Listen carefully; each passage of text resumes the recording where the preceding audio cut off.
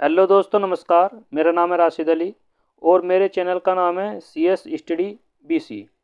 देखो भाई, जो BCom first semester, BCom first year private के जो स्टूडेंट है, ठीक है, उसमें सीसीएस यूनिवर्सिटी के जो एग्ज़ाम होने वाले हैं प्राइवेट वालों के, और फर्स्ट सेमेस्टर के एग्ज़ाम होने वाले हैं जो NEP के थ्रू स्टूडेंट है, और महासाकुम्बरी यूनिवर्सिटी के स्टूडेंट है, ठीक है, उसमें चाहे प्राइवेट के स्टूडेंट हो, उन सब के लिए बेनिफिट है।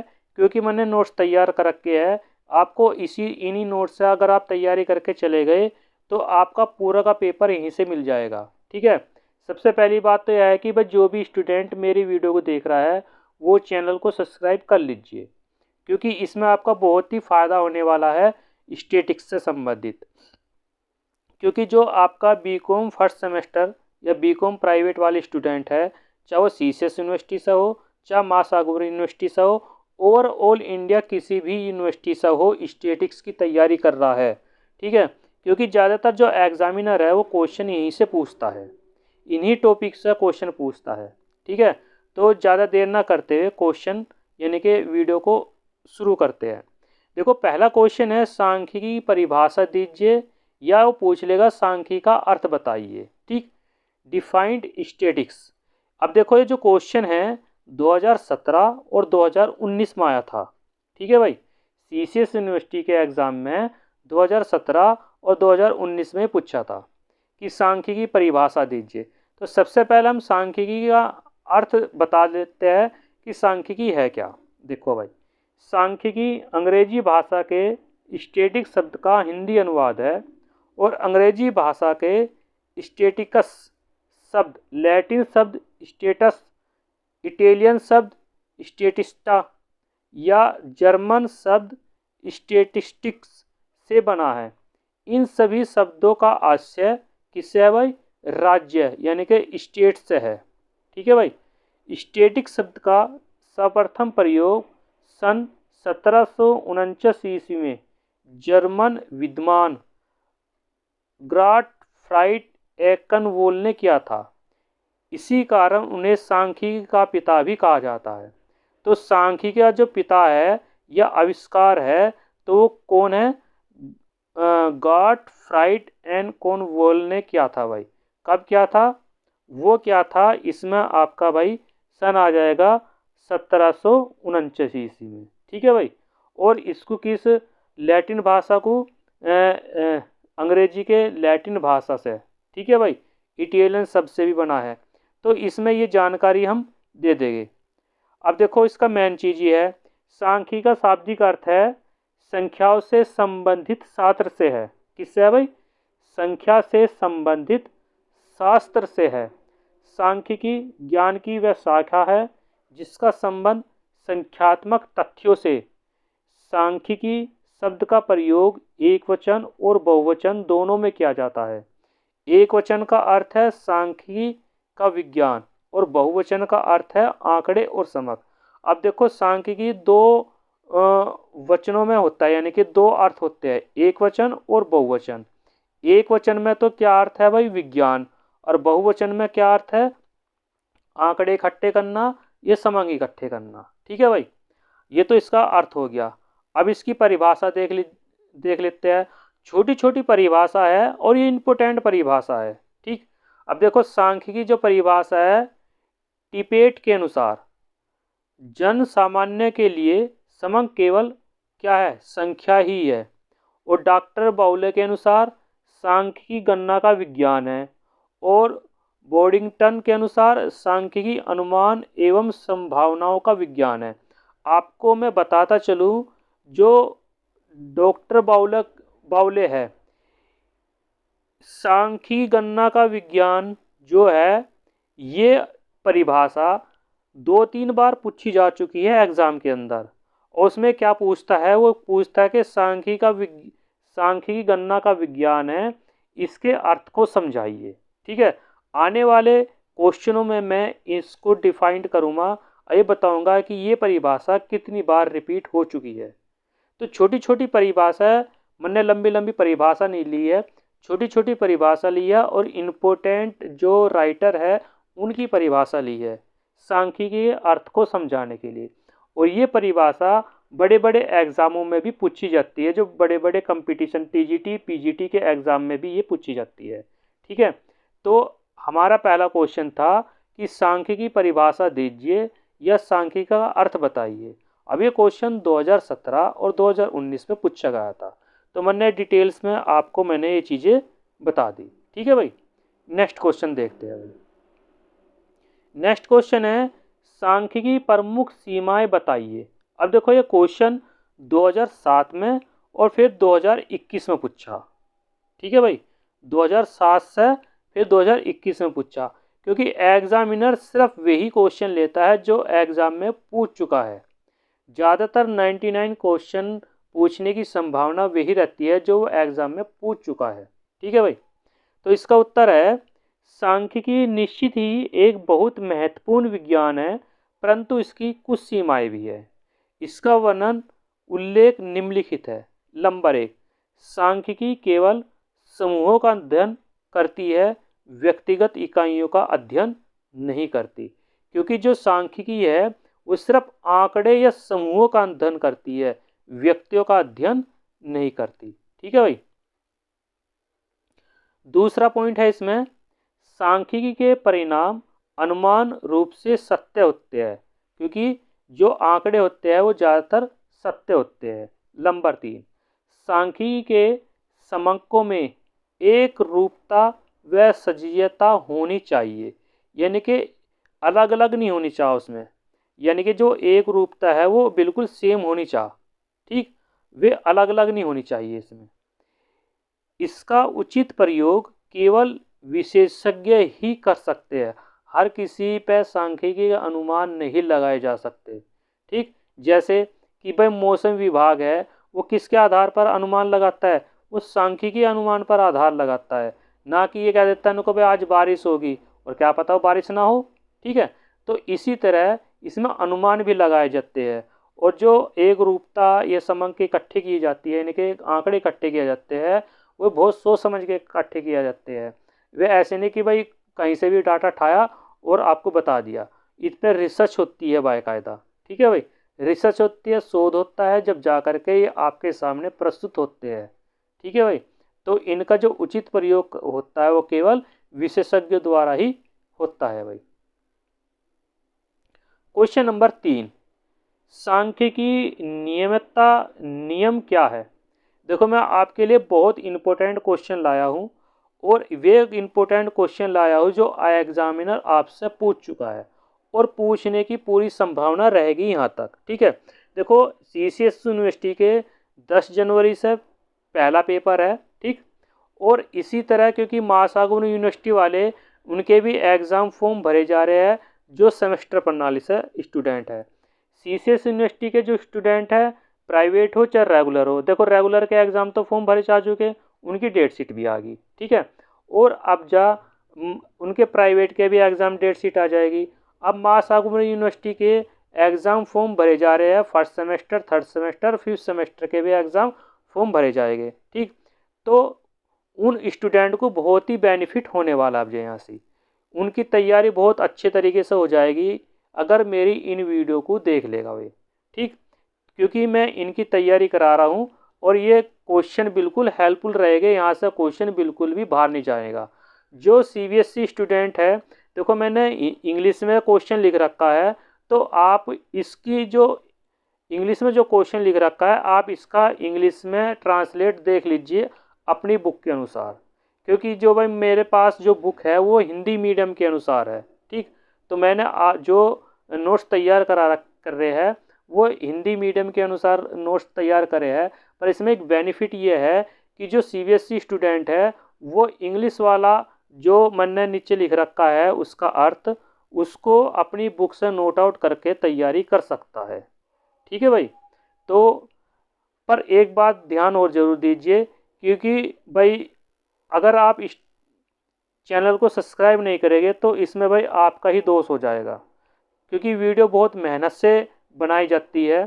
ठीक है, ये आपके लिए बहुत मेहनत से नोट्स तैयार कर रखे हैं, बहुत काफ़ी समय लगा है, तो इसलिए आप मेरे इस चैनल को ज़्यादा से ज़्यादा सब्सक्राइब कीजिए। ठीक है भाई, तीसरा क्वेश्चन है सांख्यिकी नियमितता नियम क्या है। ये क्वेश्चन 2007 में पूछा गया था। तो इसका अर्थ यानी कि इसका उत्तर देख लीजिए। सांख्यिकी नियमितता नियम प्रायिकता सिद्धांत पर आधारित है। ठीक है। इस नियम का उल्लेख निम्न शब्दों से की जा सकती है।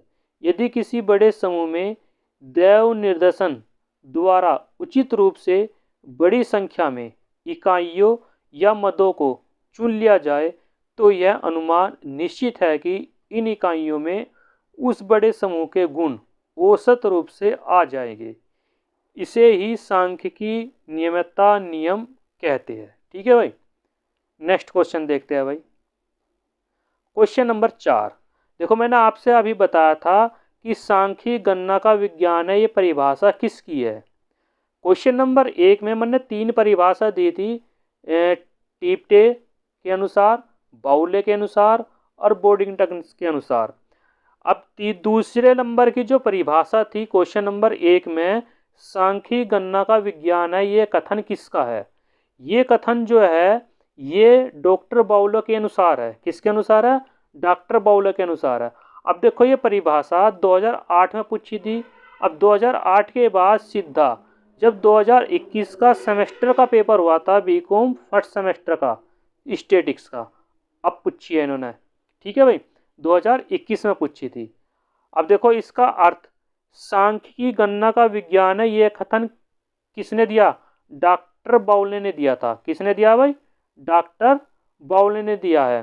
परंतु इस परिभाषा का अर्थ क्या है? सांख्यिकी को केवल गणना तक सीमित रखा गया है। यह बाउले की प्रथम परिभाषा थी। क्या है?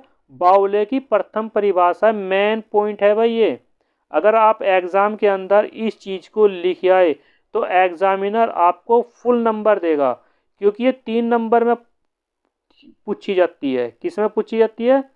3 नंबर में, यानी कि 3 मार्क्स का ये क्वेश्चन पूछेगा एग्जामिनर आपसे।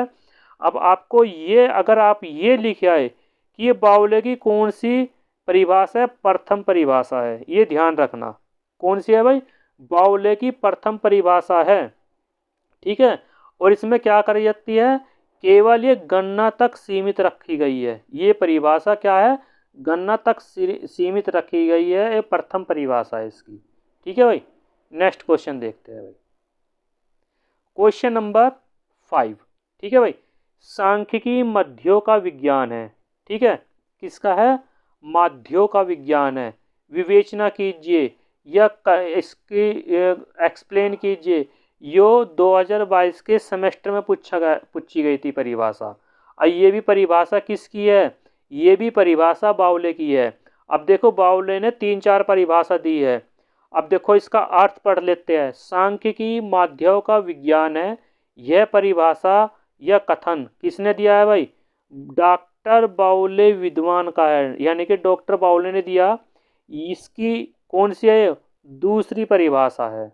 और इसका अर्थ है सांख्यिकी विज्ञान में केवल माध्यों को ही शामिल किया जाता है। माध्य यानी कि जो एवरेज होता है, यानी कि जो औसत है। ठीक है। जिसमें हम बोलते हैं समांतर माध्य। समांतर माध्य बोल दो, माध्य बोल दो या औसत माध्य बोल दो, उनको ही शामिल किया जाता है। ठीक। दूसरी परिभाषा है ये किसकी? डॉक्टर बाउले की। पहली परिभाषा है सांख्यिकी गणनाओं का विज्ञान है। ठीक। दूसरी परिभाषा इसकी सांख्यिकी माध्यों का विज्ञान है। ठीक है भाई। आप इन परिभाषा को देख लीजिए, आपका पेपर यहीं से फंस जाएगा पूरा का पूरा। ठीक है भाई। जबकि माध्यों के अतिरिक्त अपकिरण, विषमता, सहसंबंध, निर्देशांक आदि का भी सांख्यिकी में विशेष महत्व दिया गया है। ठीक है भाई। Question number 7। सांख्यिकी का जनक किसे माना जाता है?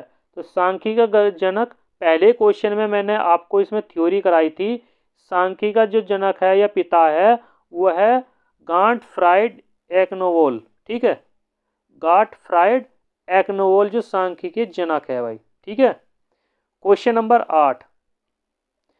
समावेशी सतत श्रेणी किसे कहते हैं? इसका एक उदाहरण भी दीजिए।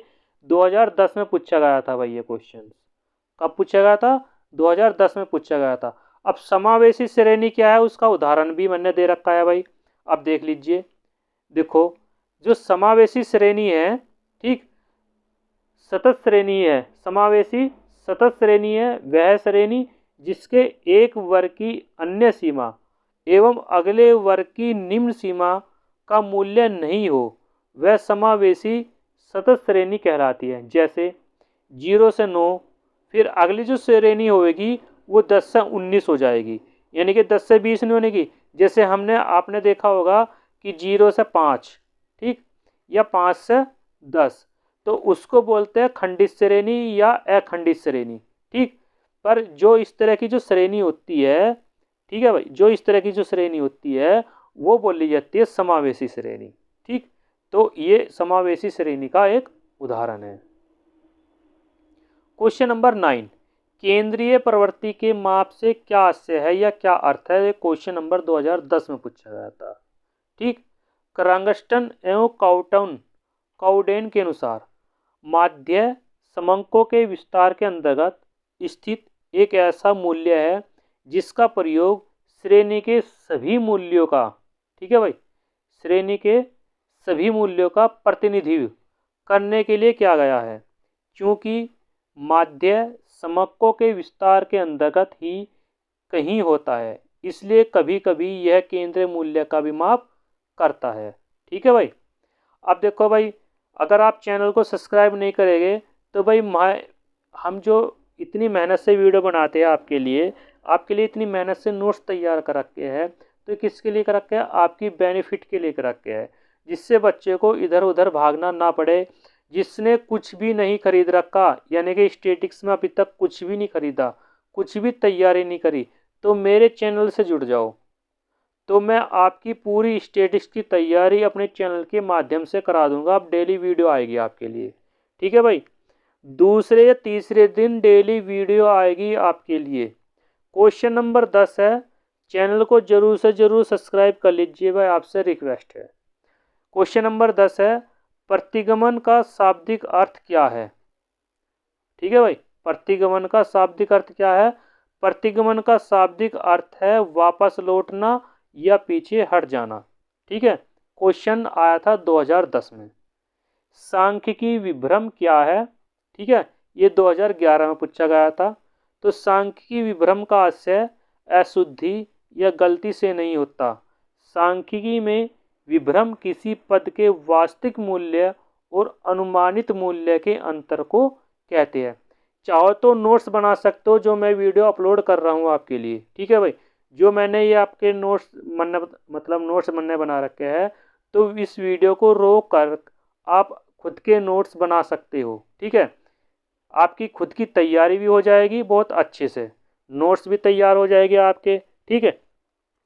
अगर किसी भी स्टूडेंट ने अभी तक कोई भी बुक नहीं ली होगी तो भाई वे नोट्स यहाँ से तैयार कर सकते हैं। यूमरिकल की, सॉरी भाई, एक चीज़ और बात, यूमरिकल की तैयारी भी मैं अपने इन्हीं नोट्स के माध्यम से मैं कराऊंगा। यूमरिकल की भी तैयारी मैं आपकी कराऊंगा भाई, ठीक है।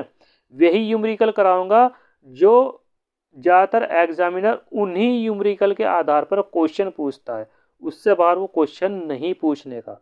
और पूरे 100 के 100% आपका पूरा पेपर वहीं से लग जाएगा, ठीक है भाई। तो ये आपके 11 क्वेश्चन थे। अगली वीडियो आ जाएगी नेक्स्ट क्वेश्चन तक के लिए भाई, ठीक है। आप इनके नोट्स बना सकते हो, ठीक है, नोट्स बना सकते हो। वीडियो को रोक रोक करके आप ये नोट्स बना सकते हो और अपनी तैयारी प्रगति पर कर सकते हो, ठीक है भाई। थैंक यू, नमस्कार।